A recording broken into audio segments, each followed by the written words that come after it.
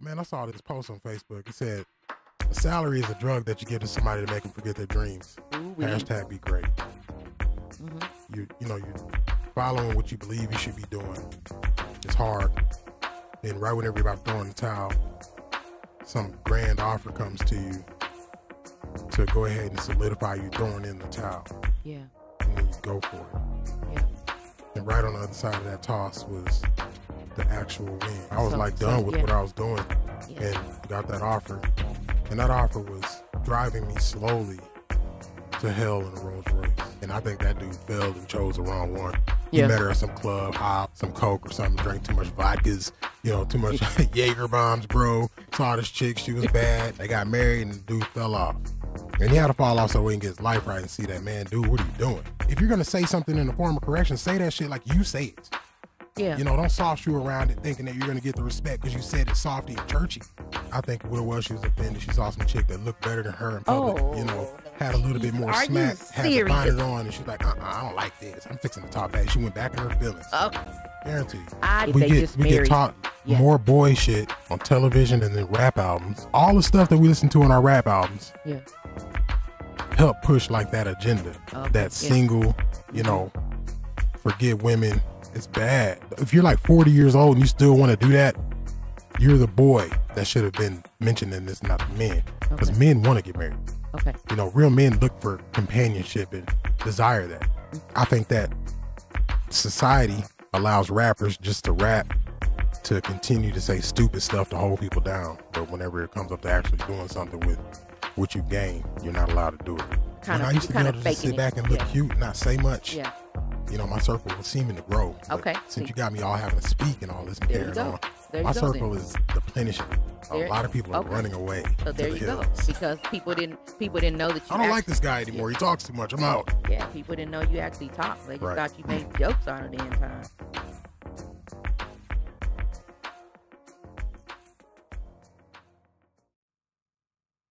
Yay. What it do, what it do. It's your boy, Big Bobby B. You're tuned into the 3rd episode of The Pot. The greatest show in Las Vegas for men to sit and talk about being men. So we're going to do that. Quan, what's popping? Oh. Yeah, it's a real lax show, man. I want to introduce my dudes. We got Brandon Ward here today. What's up, for the We Mentality. Yeah. And we got the Falcon. What up? The Falcon is he's gonna represent and do us a piece tonight. Yes, and I can't wait. Yes, sir. He got an album coming out with Lyric Hunter in Dallas, Texas. Word. And I'm appreciative of that too. Okay. So that connections is pretty good. All right. Sounds like a champion. Yeah. We're one light tonight. We don't know where D-Mash is. We hope he's all right. Hoping nothing happened to him. Hoping he didn't get no accident or nothing like that. He ain't responding to my text messages, so I'm pretty sure he's doing something real Kevin Hardy. Okay. Yeah. So, B Ward, let's talk about this, man. Let's talk about life in Vegas. Before we tap into the real issue, I want people to know who you are. Tell them who you are. Definitely, man. Brandon Ward. I've been here now in Vegas for about 21 years. My profession is I'm a business coach and facilitator. My main mission and my main passion is empowering others to do better, to become their highest self, and to really expose that for what it's worth. A lot of times I feel like people have so much potential. Their business, their ideas have so much potential, but we cut ourselves short often. And sometimes we just need someone to believe in us, or we just need someone to hear us out and then support us. And that's what I am. I'm that supportive man, that supportive person who wants to see other people succeed. Yes, sir. And that's pretty much how I've pretty much built myself. I'm also an author, a speaker, and then I do a lot of coaching. I currently... So I work with VBOC, which is Veteran Business Outreach Center. That's helping out veteran businesses. Okay. And what it is helping them transition from military into civilianhood, but in entrepreneurship and business ownership. So we support them, we support their transition, and then we support their spouses. That's really cool, and that's really needed in a place like this. I'm noticing Vegas has the biggest veteran and homeless population. Oh yeah, it's nuts. So yeah, that's really cool. Yeah. How long you been rolling with this? I appreciate that. Well, the VBOC thing is new. I just started that. I've been with them now for about a month. You know, my previous gig was with the Urban Chamber of Commerce, helping out small businesses in our community, 89106, more than anything. But it's time to really start expanding out. I really love working with veterans because they have a mindset that I don't have to really help them shift. Right. They know that things are not going to always be perfect. They know that things need to be systematic. They know that leadership is important, and they embrace it. You know, they think, they look for things to go wrong and then be the problems to those problems that are occurring. So these guys basically go into situations solutions minded first, so they don't have too many issues. Yeah, man, and it's in them. Like they've been trained on this since basic training, since boot camp, and then they don't really know that these same philosophies and these same strategies and all of these same characteristics can be transitioned over into being an entrepreneur and a business owner. Right. You know, when I work with small business owners, it's something that I really have to teach them and help them shift and see things differently. But with veterans, we hit the ground running immediately. Yeah. It's just really making them believe, like I said, in their product, in their idea, and then seeing their true value. You know, I ain't gonna say they've been underpaid for so long, but they're not used to getting, you know, those big checks. And once they realize that they have access to those big checks, and then the state, the county, the city, and all of these programs are there to assist them. So it's like you have so many people that want to see you win. And now I've just been put in the seat to where I'm in the driver's seat at this time. I get the support. Man, look, y'all listen, man. People like Brandon Ward are much needed. This guy is amazing. Thank you, brother. He does amazing work in Vegas. And you know people are amazing when you see him in the morning. Oh, yeah. You know what I'm saying? Like, I see this guy in the morning. It's every month I see like twice a morning, 2 mornings a month. Yeah. Like, that's a big deal. Okay. Because most guys are, you know, night crawlers. So you kind of know what kind of energy they're on. And, you know, I know with you two cats, I got solid energy. Yeah. So I'm much appreciative of that. Definitely. Do you mind if I just jump right into this, Falcon? Have you been married before? Yes. Okay. How many times have you been married? 2. Okay. Me too. Well, I've been married 3 times. Okay. You? I've been married once. Okay. That's good. That's good to hear. It will be twice. This guy. Now we're time to dig in. It's time to dig in. So he said it will be twice. Is that what you wanted? Yeah. That's not really. No, look, not really. Okay. We wanted to stay together. Yeah, right. So you're saying that you're going through. You said you've been through it. I've been through it. What do you, and what you've learned going through divorce? Do you have anything that you would give a 22-year-old dude about to go through getting married? Do you have any quick information you would tell him? Choose wisely. What if he doesn't know how to choose wisely? Like I'm saying, like, what if all his teaching was, what if all his life he was taught how to put his shoes on the wrong feet? Then he moved to a different city and they're like, hey man, no, that's not right. And I don't believe you. And he had to see everybody and figure out they were right. How do you talk to this guy? I mean, you got to talk to them real straight up and down. But the reality is they have to, in order to have a successful marriage, you gotta make the right choices before you get married. Right. And that means, and again, if you're talking about a 22-year-old, I remember I got married the first time I was 25. Yeah. And I didn't get married for the right reasons. I got married because I thought me and this young lady, we could, as a matter of fact, when you're in your early 20s, you're in that stage of life where you could do anything. Right. And I thought we could do anything, but we couldn't do anything. And that was a big difference. So I would tell a young man, make sure she is the one that you could really see living with throughout your life. Now, I have a real good friend, and he got married to his college sweetheart. And what his father told him was, find a woman that you can't live without. You marry her and you stick with her. Yeah. Now, again, the woman has to have certain values also, which will help you throughout your lifetime if that is the woman that you make it with. But making that choice with the right woman is definitely the key key factor. Do you think right time. personality disorders or personality effects matter in choosing the right person? Honestly, because I grew up in the South, so we got beat up. You know, there was a lot of different things, a lot of different treatment for us in the South. Really? You know, especially being a black man. Okay. It's completely different. So we weren't, and then getting caught in the church aspect of it, there was no such thing as personality disorders. That didn't matter. Mm-hmm. You know what? Can you spell? Yeah. Can you read? Mm-hmm. Yeah. All right, then that's good. Can you say Jesus? I can. Okay, then that's all that counts. So when you say personality disorders, you mean real mental disorders? Yeah, like stuff that's not really disclosed.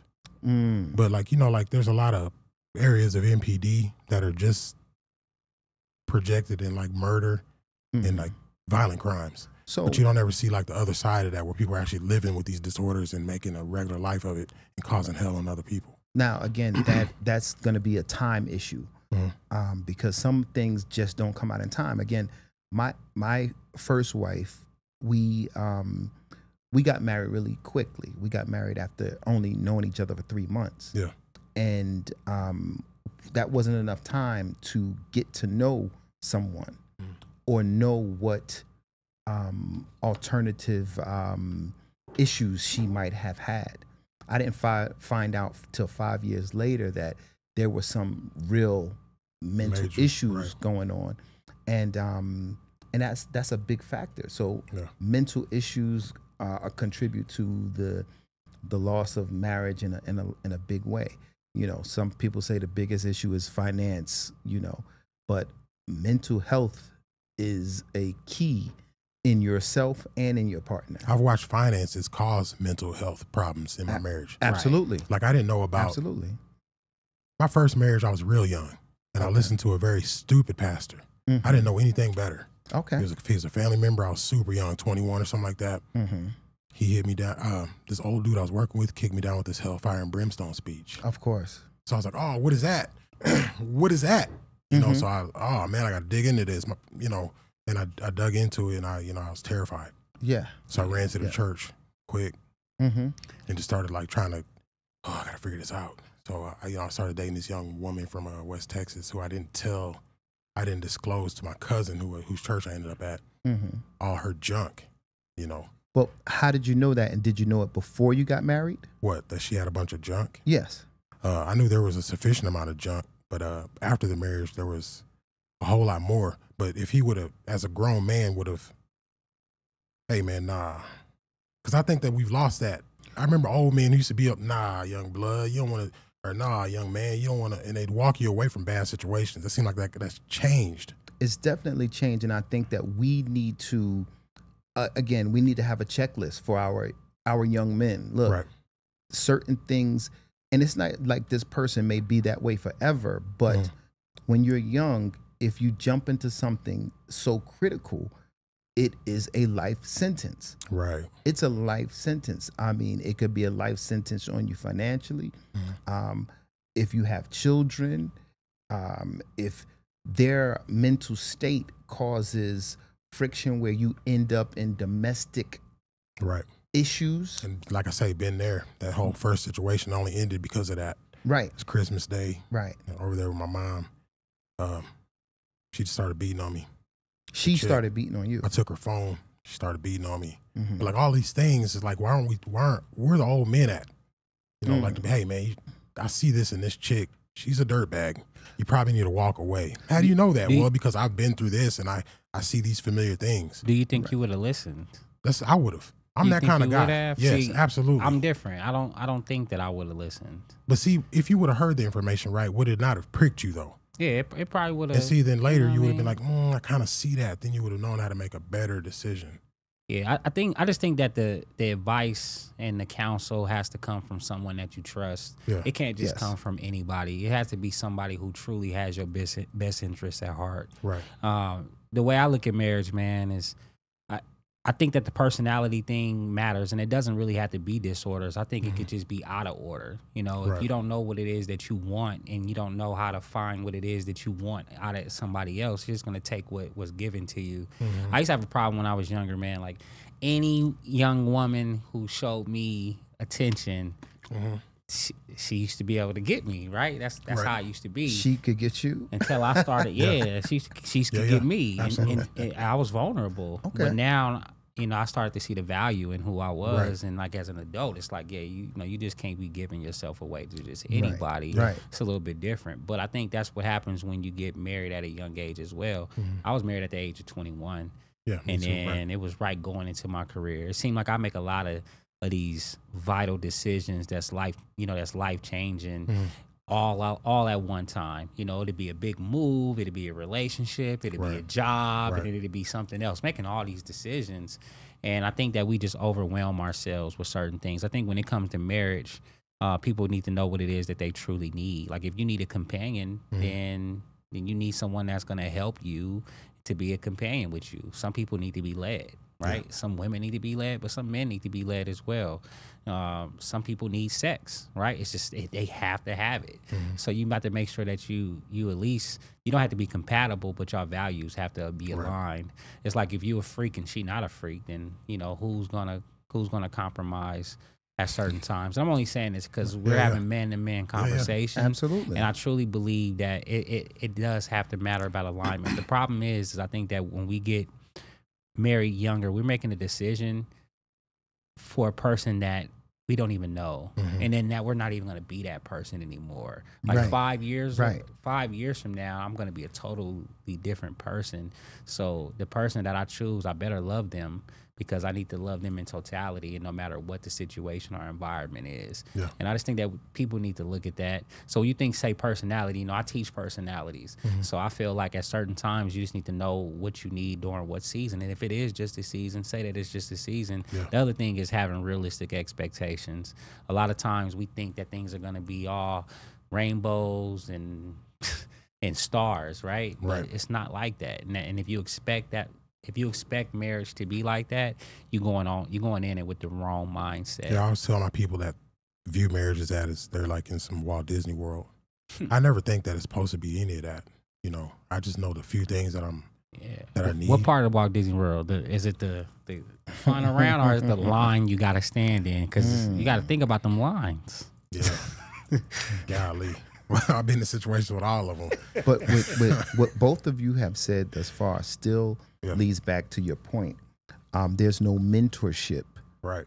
The lack of mentorship, even if it was somebody you really were close to, or if you went to a pastor, whoever, that mentorship isn't there anymore when it comes to relationships and being married or taking that step to marry. Yeah.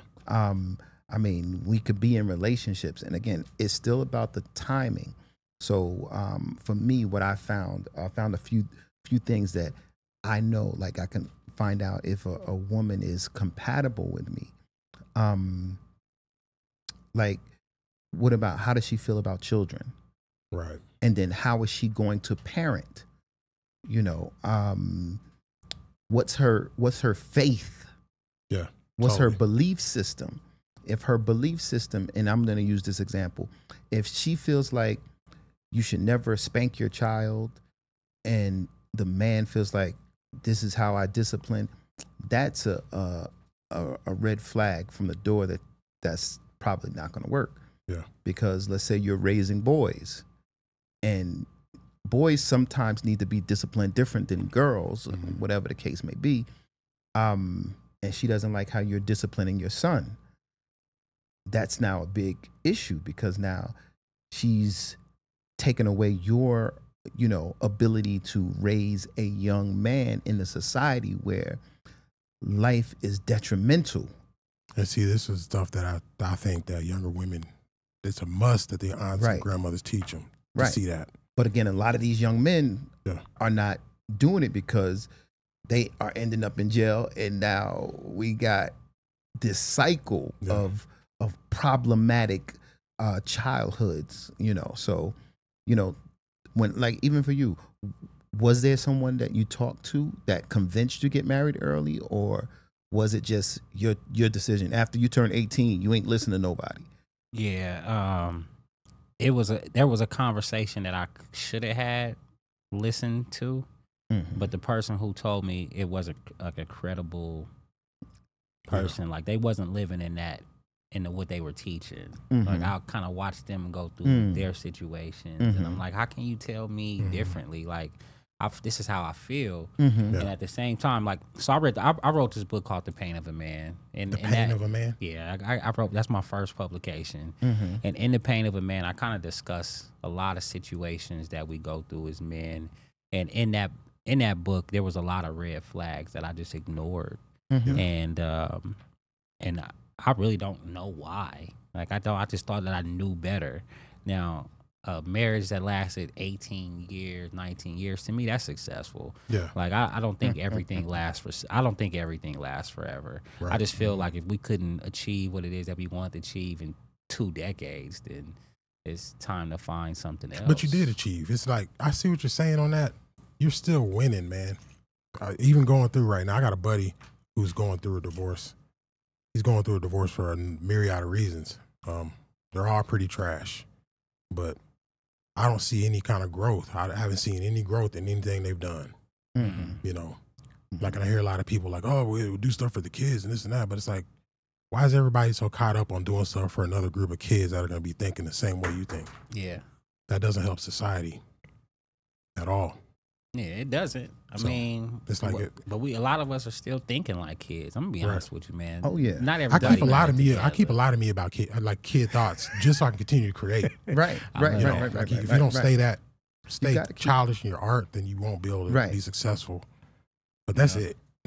Yeah, because you can't be like that in your relationships. Right. Because I mean, one wrong move, it can be a detriment to the relationship. You just never know. You know, when you stop paying attention and you become too complacent, things happen. Yeah. And it's either going to happen for the man or the woman or for the family as a whole. Yeah. And it's just something that you got to have alignment. You got to know what the goal is. You got to know what the values are, and you got to live it. You know what I'm saying? You got to stick to the vision no matter what. And then every day you got to wake up every day and be mission focused. Like, this is what we need to do in order to get to the next step and in order to achieve the things that we want. Yeah. So like my ex and I, we achieved a lot, you know, and that was during alignment. But when things were not in alignment anymore, there was no achievement. You know what I mean? And then, to be honest with you, that right there is detrimental, because you see how great things can be, but you can't control people. Like, I don't care what no one says. You can try to bully them. You can try to, you know, be the big dog. But honestly, people going to do what they want to do regardless. Like this here, since people do what they want to do, how y'all feel about Dr. Tony Evans sitting down? If y'all know who that is. Who? Dr. Tony Evans? No. Okay, see, we're in a different world right now. So he's like a really big super pastor, right? Okay. Out of Dallas. And his church is like 11,000 members. Okay. He's been preaching there for 48 years. He sat down a couple days ago because of some undisclosed sin. It hits me a whole bunch of different ways. For men, period, I think this is a blow that's just going to make us look even worse. I know we're like, oh, we're going to build and we can do this and this and that, but when we don't have our leadership able to leave a job without nonsense, what does that look like? Like, we can't even say as black men now, oh, I just retire from my job. You have to like do something first, everywhere, always. Every job. It's never like a good, oh man, I retired from there, man. I got a pension. You don't hear that much. You know, you got to cross over the bridge and hear those type of stories and be like, oh man, that's for real. Like, I grew up with a lot of real country white guys that got to tell me a lot of cool stories about things they got to do with police officers. You got to do that. You know, like, so there's a big separation. And I don't think it's a good look for us that somebody this big has to say some nonsense first before he's able just to leave a job they did for almost 50 years. Right. Yeah, I think we can't look at, and that's one thing. I think we can't look at our leaders like that. We can't look at them like God, bro. Like, but do you think, that's what I'm saying? That's why I feel bad about this, because did he not look at himself like God and Jesus? He probably did. That's like, probably why to quit your job and say, I'm quitting my job because of some sin. Now, who are you to think that your sin is that much more important, that you can't continue your job, which is making all these people feel hopeful? That just looks very bad to me. Well, I think it looks bad, but I think it's worse if he stays there. Like, and if he stays there and continues, he quit because he wanted to continue doing what he was doing. But why can't he just say that? Like, why is it not okay to just, hey man, you know what? I'm gonna retire. Why can't you just say that? Mm-hmm. Why does he have to tack on all the other stuff like he's some sort of omnipresent, omniscient God? Like he doesn't have any. There's no attack of sin or nothing can happen to this guy in that way. Well, I just felt bad hearing it. Yeah. I don't know the situation you're referring to, but I can imagine most pastors who have a large following, they've been speaking to their congregation as if they were next to God, and that's the first problem.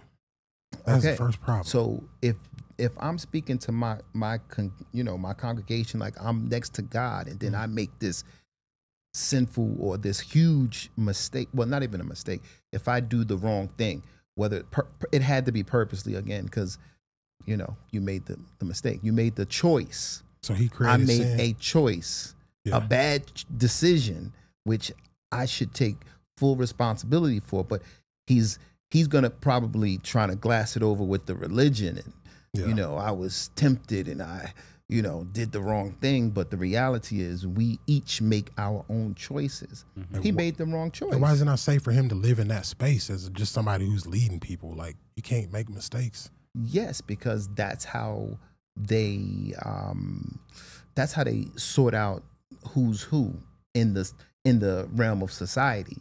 If you're in that world, your hierarchy, the higher you are, the purer you're supposed to be. But then again, I'm from New Jersey, so we have a lot of Catholic priests. It's very different there. Who end up doing pedophilia things, and people are looking up to these guys because they are saying they're next to God, and then they're molesting children or having affairs when they're not supposed to. They're doing deviant things. Mm-hmm. Now, you are put that high on a pedestal, that's a life changer for some people because they've been believing in you. Yeah. And when people believe in you more so than the word, they're believing, they think they're believing in the word, but they're really believing in the man. Right. And that takes, a lot. And that's probably in his heart, he feels bad. Mm-hmm. I've been leading these people, and now I gotta face them. I got caught. Yeah, I got caught. At 80. What are you gonna do now? Yeah. What you mean? It's time for him to retire, to be honest. He should have been retired. He should have been, honestly, it should be some succession planning that should have happened. That should have just happened. Exactly. Yeah. All the embarrassing stuff is just strange, man. That is super strange. It's a terrible, terrible tragedy when they, end up like that. I'll tell you this, my time there was a tragedy, and I went through enough. It was a horrible experience. Came out of it, met my wife, she's been the greatest. Right. We've got our differences because of age. Yes. And differences because of experiences and stuff. But she saved my life. Yeah. Okay. And so I receive any kind of negative that I had to go through at that place in that pit of hell to sit here and be with her. I'm cool with it. So it's so crazy that you even said that right there, because I truly feel like everything that great that has happened to my life has always happened after some trauma. Something tragic. Right. Some bad time.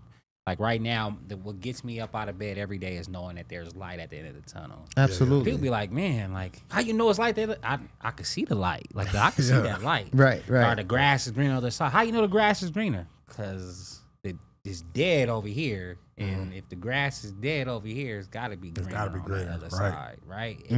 But then at some point in time, you peek over there, and you be like, oh, it is a little greener over there. Yeah. And I think that hope is really what drives me during this season that I'm in, knowing that, okay, I might go through this negative emotion that I'm having right now, and I might be sad down on myself, but I know that there's better in the end, and I gotta go through this. I don't see God giving me this smooth transition where I'm on top, and then I leave, and then I'm eating, and then I'm good, and then I come out and I'm great, right?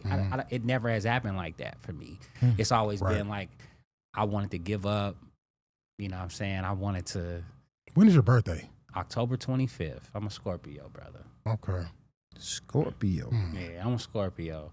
But in the same sense, I'm always hopeful. And Yeah. in the same time, I'm always looking like, okay, if I'm going through something bad, I'm only going through something bad because I didn't do the right thing leading up to now. Yeah. But everything I've done after that, I'm not gonna get that reward till later. So why am I looking at why would I look at things as if I'm at a disadvantage, knowing that my blessings are coming? And I know they are. You know what I mean? I feel it. I guess my days are good, and then sometimes I get a phone call that's bad, right? But I'll get that good phone call the next time. And then I got people around me that when I tell them that I'm going through something bad, they make it a point to uplift me. So, see, that's it. That's key. That's really key. it. I was going to ask you about that a minute ago because this time you're going through right now is a kick in the face. Yeah, it is. And I know the 2 times I went through it, especially public. Everybody disappeared. Yeah, everybody disappeared. The second was super public for me. I got people disappear. I have nobody. I got people. So Believe where's everybody me. at? Right. All these people that are supposed to be in this place, no one's calling to check on me and this and that. Yeah. Like, I didn't ask for this. You know. I got leaders that's not. I'm surrounding myself with leaders, and I don't even have the leaders, you know what I'm saying, reaching out to me. Yeah, I think they kind of picking sides. Like, see that part, you seeing people on stage with people and giving people contracts. I don't have any space for it no crazy. more, man. I'm not a celebrity chaser. I've been in rooms with every type of celebrity. God's blessed me to do that, you know, as a professional bodyguard. And then, you know, other cool things I've got to do. So I've never had to do that part. Choosing sides and all that. I see that's why people do that. It's a negative energy. I don't like it. Yeah, it's horrible. We need to call it out. Definitely. That, like the cancel culture, calling that out is nonsense. Yeah. All is stupid. If you were at my wedding, you should be there accountable for me. Yeah, right, you should be the same group. None of them people, bro. You should be the same group that's saying, yo, y'all, you know, what's happening? Is everything all right? Right. Everybody who came should be the one saying, you know, man, you need something, and that doesn't happen. Yeah, that doesn't happen, unfortunately. You know, things bother me because I take advice. You know, especially if I can add it. Right. So like, if anybody has anything that's useful, I'm definitely trying to find it. All these years I spent trying to figure out music. It took Quincy Garrett, Narcotic, a producer who's dope. He produces for a lot of people, but he's just now starting to produce his own albums. No rap music, no lyrics. It's just music. Just music. I love it. Okay. This is a whole move I'm on. We don't want to hear no more rappers. Y'all shut up. I'm saying a lot. For real. We got poets. We don't need you guys. Yeah, I be walking around listening to chill hop, man. You'd be surprised. Yeah, man, that's what I'm saying. I'm on it too, man. I don't want to hear that junk, man. Yeah, just lo-fi, chill vibes, all these cool things that lift you up. And it allows me to think. Right. It doesn't distract me. I purposely make thinking music. Yeah. For that reason. I love that. Yeah. I appreciate you, Falcon, for being my active listener. Not a problem. I want to listen because I need. I'm gonna shoot you something. I got track after track that I'm getting better at, I think.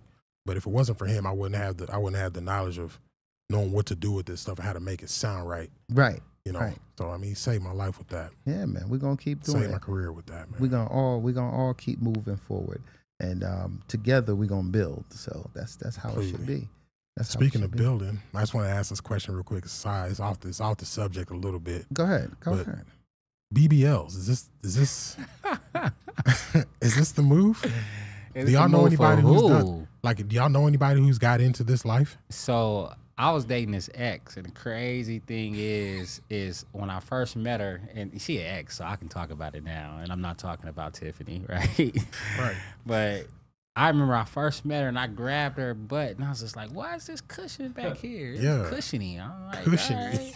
So the whole time I was with her, I'm like, yeah, you ain't really got no hump over there. And after we separated, somebody was like, hey, you know that your ex got a BBL. I'm so curious to know why mentally do women feel they have to do so?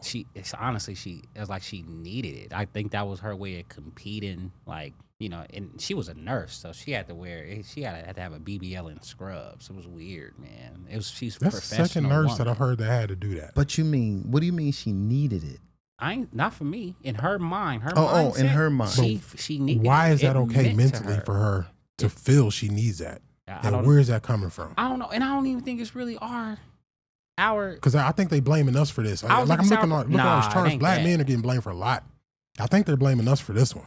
And I don't like that either. They need to blame each other. So when you see women look at women. Right. And they are appealing to women. The other thing is they appealing to them likes on social media. Like you might get a girl with a fatty who might get a bunch of likes, but in real life, is that really what you want as a man?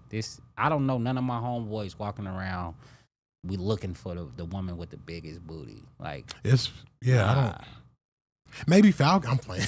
No, yeah, man. You know mine. You gotta be you gotta be that. Right. It gotta be jiggly, yeah. You know, huge. Yeah, 3 C's at the movie theater with the armor that lifts up. That type of life. Yeah, nah, it's odd. I think it's just an odd move, and it's something that's embraced in social media land. Mm-hmm. I don't think it's really embraced in real. I mean, when I go to the gym and you can tell who got a BBL. But are you seeing more of it at the gym now? I'm gonna get at least 1 or 2 a day. See, that's kind of crazy because when Alanis Morissette was popping, bro, I don't remember seeing none of that. I feel like pants were baggy. Women didn't have no booties. You know what I'm saying? It was just a normal life. I'm not judging booties. Booties is great. No, I'm saying it didn't seem like it was just the thing all the time. All right, let me just ask y'all this really quick. Mm-hmm. Yeah.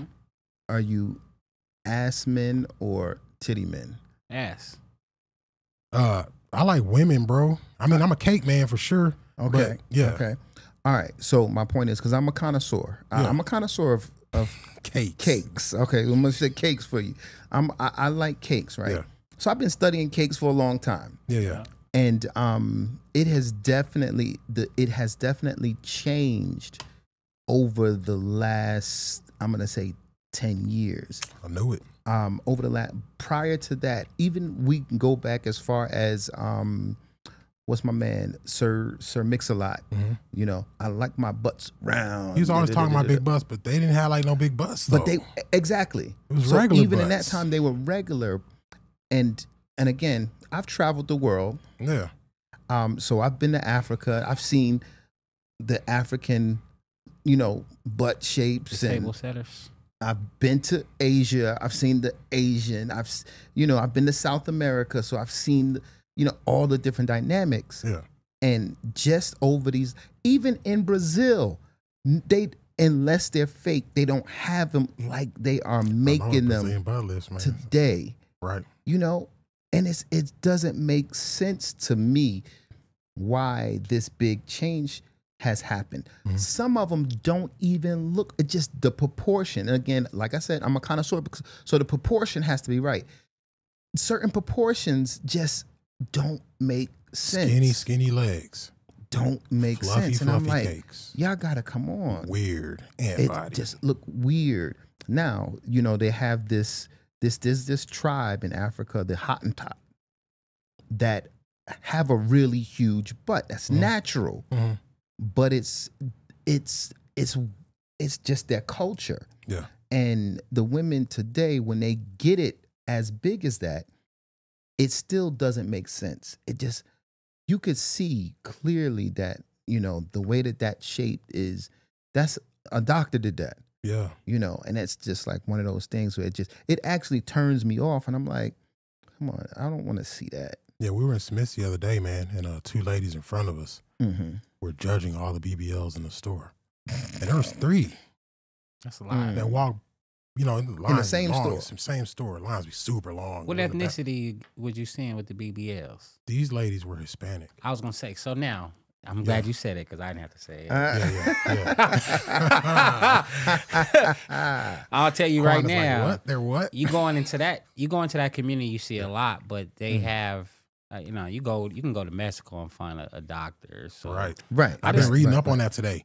Doctors are all over Mexico. Yeah. So failing at the surgery. So you wonder, girls want to wear they fashion over and they want to take their booty pictures. That's what they want. Why? I used to sit there, I used to judge them, and I don't judge them no more. You think about it, think of a man having a little penis, right? You had a little penis all your life, and all of a sudden you get a surgery, you can have a big penis. But nobody's talking about doing that. We're not. No. Now, there are people doing it. There's people, it's happening now. Yes. But I'm saying it's not the thing. We're not like reading about that all day and hearing about it and seeing video. I'm not. No, you're not hearing about it because most things that men do, they're not promoting it like that. Yeah, we don't. Most men aren't talking about. If you have something that you felt was lacking, you're not pushing that. Men don't push those types of things in that way. And again, this is Men's Mental Health Month. You know, the stressors that we go through, we don't push like women. Yeah. Women will talk about their emotions and how I feel, and I've been depressed and anxiety and depression. But men won't talk about. I'll talk about it quick. I start doing it too. Yeah, I ain't got no start getting them with it. Again, what? listen. Y'all started. Yeah, I started that. You know what I'm saying? Over the year, this is a big drastic change in male society to talk about these things. But nobody in the male society is going to talk about a small penis. Yeah. Nobody's going to talk about that. Right. You know, they're not going to say, I went and got a surgery. Only time you're going to hear about it if his girlfriend got mad at him and put it out in the street. Right. You know, so this is all our fault? Us talking about our emotions is making them run off to Mexico and Brazil and get BBL? No, ain't nothing our fault. No. I don't think no faults are in nothing. I was just asking hypothetically. Like, are we forcing them to go do it? Oh, they're talking about too much emotion. I want to hear it. I'm about to go get a bigger booty. Listen, women, I'm going to tell you right now, women compliment each other more than we compliment them. I always tell people that everything is done for women. I've always preached that. Yeah, it's for women. Look at clothes, the everything. For women. You know, you could think about the littlest thing, like eyelashes. Yeah. You know, they think men want eyelashes. Nobody wants that. No one wants this. Nobody wants that. I don't want that. That's not cute to nobody. I see you at night, and then in the morning, one is on the pillowcase, and the water other bottle, one is on the water bottle. Right. I'm like, what is that? I saw one in the bathroom one time. I almost killed it. I'm like, what is that? Yeah, that's gross. Nobody wants that.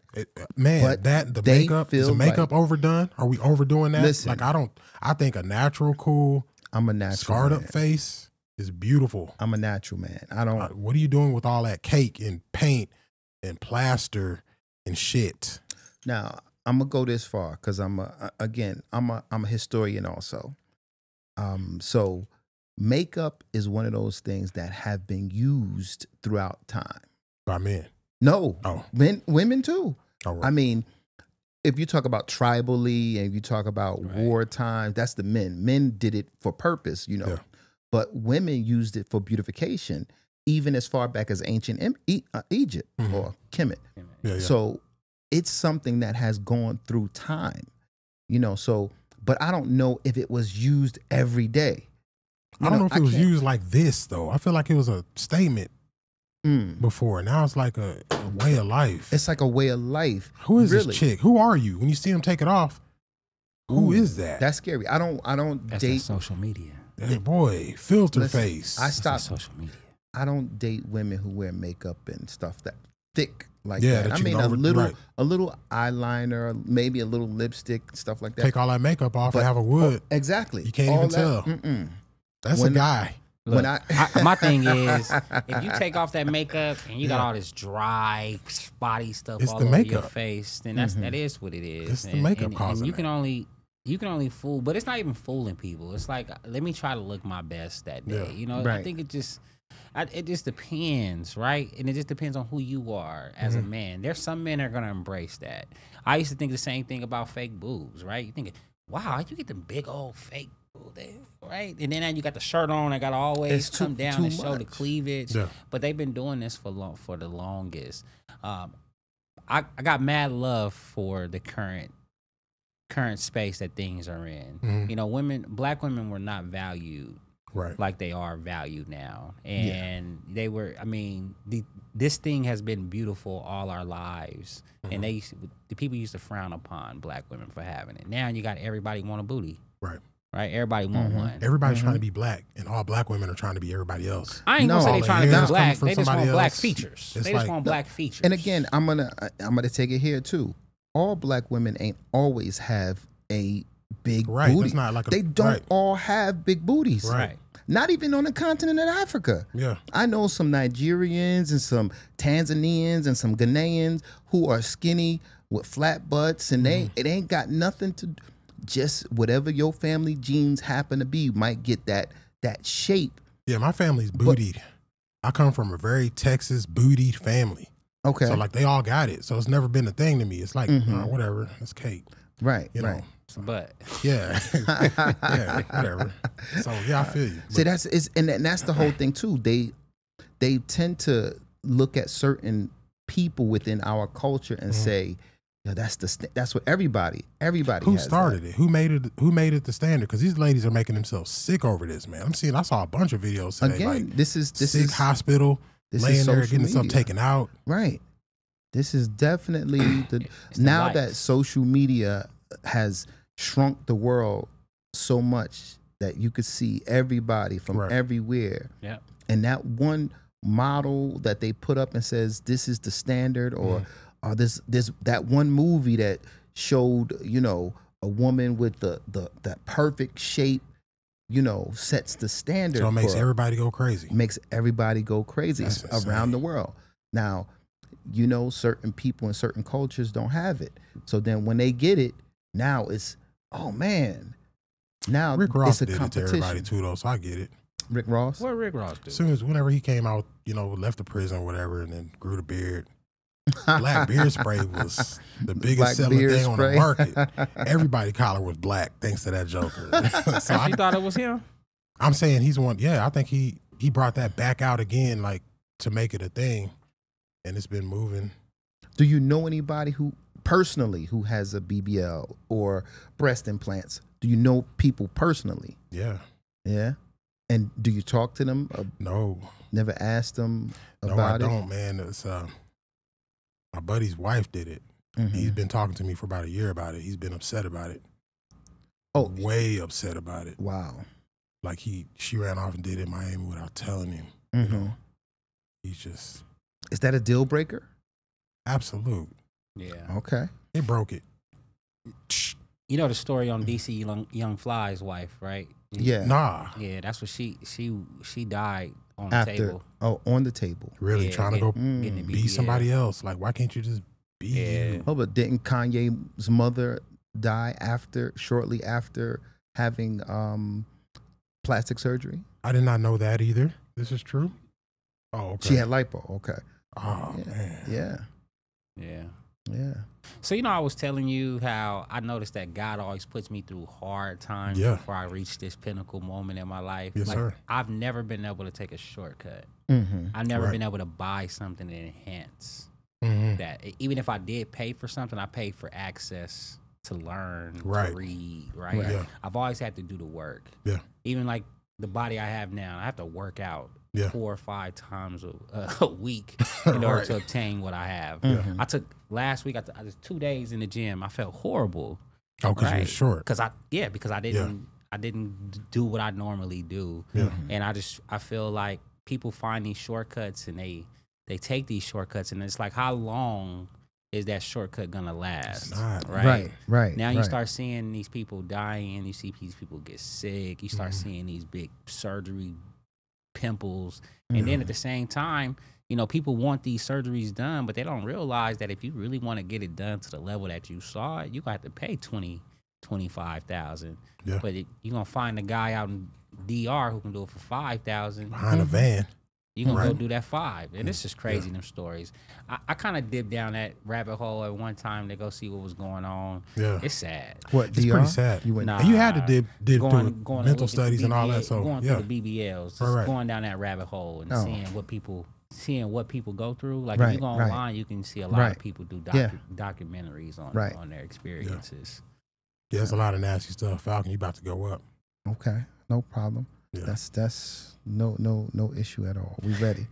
We always ready. You come to perform. You perform, you just turn it on. Yeah, he's always ready, man.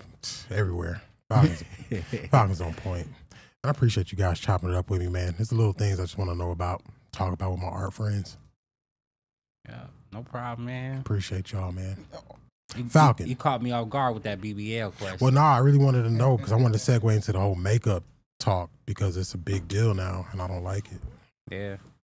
I just want to talk about that. BBL Drizzy. We should all go get some BBLs, guys. Definitely not. We can get some barbecue, though. Where that's at? Where you want to go.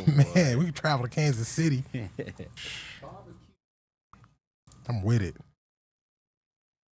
The Falcon. Yes, sir.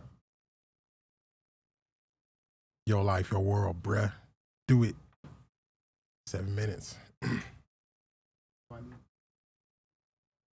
need an intro?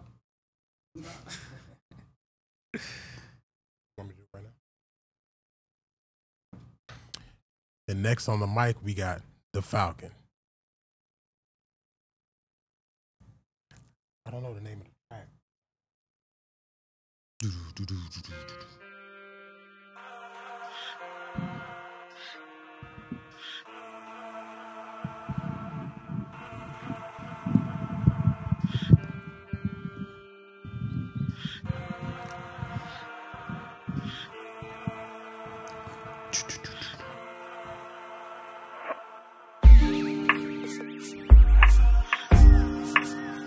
Yeah, we've been discussing life after divorce. We've been discussing BBLs. So I feel it's a kind of love-ish mood.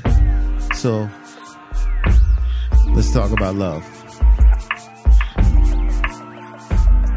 Crisp and clean, I'ma let you check out the scene. How my queen walked right out of my dreams. Still it seems there was no in between. We fell in love. She had me high as a dove. I must be blessed. There's no reason to stress. I must confess. Before her, my life was a mess. I passed the test. Now I had to really invest. Nothing less. I would give the heart out my chest. You know the rest. Fertilizing eggs in a nest. A family tree. Extended combinations of we.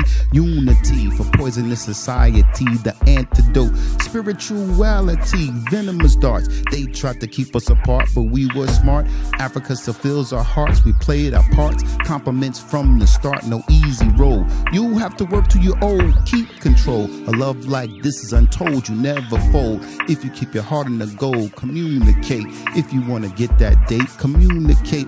Not to make your partner irate. Communicate. Like every date's your very first date. Communicate. Communicate. Here we go now. Yeah, that's it. Yeah.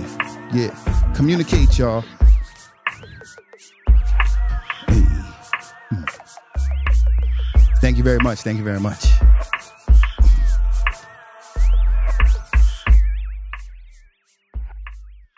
Falcon, that was on point, brother. Appreciate you, man. And thank y'all for tuning in to The Pot. Tune in and tap in every second Friday at 7:30 until we change the time. Good looks. Most definitely. So before we go, I always got to make sure that I tell people where to follow me, brother. Yes, please do. And please do, Falcon. Yes, sir. So yes, listen, sir. you can follow me, Brennan Ward, at Brennan Ward Motivates on Instagram, or you can just go Brennan Ward Las Vegas. If you Google me, you'll find all my links. Yes, so sir. I would love for you to follow me, tap into one of my seminars, my workshops, and get to know me a little better. We got another one next month, correct? We got one next week, sir. I mean, from the one we went last week. That's next week. Oh, next shucks. Wednesday. Next Wednesday, 11 a.m. at Nevada Partners. And it's good, too. So y'all make sure y'all pull up if you are in the city. For real. All right. Falcon. Well, I appreciate you guys, and please follow me at DA_FALCON_HERU, the Falcon on Instagram. I got a lot of things going on soon, coming up, you know. Yes, sir. So I'm a nature boy. I got some camping going on. I got some poetry going on. So, you know, Where you tap in. camping at? Mount Charleston. Nice. Yeah, Mount we did Charleston. you up then, because I always think I got to go with my white friends to go camping. Nah, brother. So that's your We thing. got a Let's whole do it. group. We got a whole I'm group. there. All right. Well, tap in with me. Yeah. Tap in with me. Yeah. Yes, That's sir. where it's at, The Pot. The Pot. We appreciate you. Appreciate y'all, man. For real.